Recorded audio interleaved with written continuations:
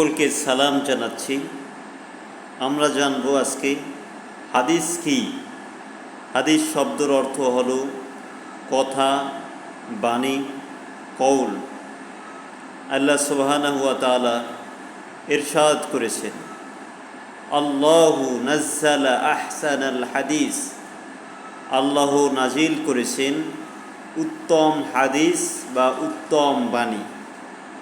অন্যত্রয় আল্লাহ তাআলা ইরশাদ করেন, ওমান আসদাকু মিনাল্লাহি হাদিসা।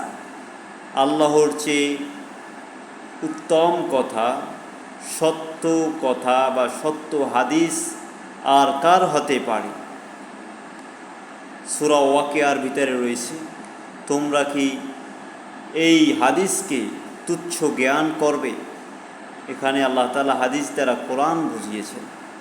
তারপরে আল্লাহ তাআলা বলেছেন যে তোমরা কি এর পরেও অন্য হাদিসের প্রতি ঈমান আনবে, রয়েছে সূরা মুরসালাতের ভিতরে। তাহলে হাদিস দ্বারা, উত্তম হাদিস দ্বারা আল্লাহ তাআলা কোরআনুল করিমকে বুঝিয়েছেন। কোরআনুল করিম এই হাদিসকে তুচ্ছ জ্ঞান করা যাবে না। আবার হাদিস শব্দর অর্থ যে কোনো ব্যক্তির কথা হতে পারে। আহসানাল হাদিস, উত্তম হাদিস হলো আল্লাহর হাদিস। আর আমরা যে আজে বাজে কথা বলি, এটাকে বলা হয়েছে লাহওয়াল হাদিস, অভ্যন্তর কথা, অপ্রাসঙ্গিক কথা। এই জন্য আহসানাল হাদিস হলো কোরআন, আর লাহওয়াল হাদিস হলো আমাদের সমাজে বিভিন্ন আজগুবি, কিচ্ছা কাহিনী, আল্লাহর কোরআনের বিপরীতে বিভিন্ন কথা। নবী সাল্লাল্লাহু আলাইহি সাল্লামের নামে অনেক কথা প্রচলিত রয়েছে যা কোরআনের সাথে সাংঘর্ষিক।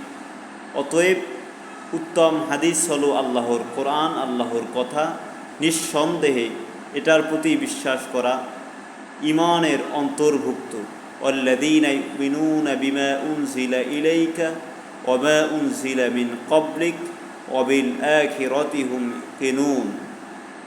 নবী, আপনার প্রতি যা নাজিল হয়েছে, পূর্ববর্তীদের প্রতি যা নাজিল হয়েছে তার প্রতি ঈমান আনতে বলেছেন, আখিরাতের প্রতি বিশ্বাস করতে বলেছেন।